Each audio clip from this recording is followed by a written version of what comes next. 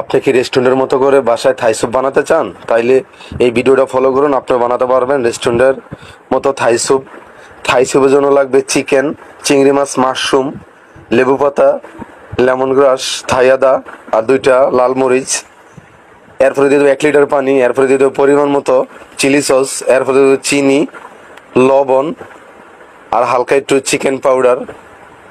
আপনারা চাইলে chicken powder skip করতে পারেন, কোনো সমস্যা নাই। দিয়ে আবার নাড়াচাড়া করে নেব। এখন সবগুলো ইনগ্রিডিয়েন্টস একসাথে ঢেলে দেব। ডালার পরে সুন্দরভাবে একটু নাড়াচাড়া করে নেব। এরপর দিয়ে দেবো হালকা একটু কর্নফ্লাওয়ার, দিয়ে হালকা একটু ঠিক করে দেব।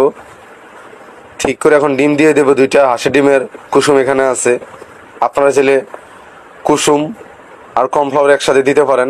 এরপর একটু লেবু রস দিয়ে দেবো। এরপরে দেবো গার্লিক অয়েল, রসুন ফ্রাই। আমাদের স্যুপ মোটামুটি পড়ায় রেডি। এই যে থাই স্যুপ ঠিক এভাবেই আমরা রেস্টুরেন্টে তৈরি করে থাকি। সবাই ভালো থাকবেন।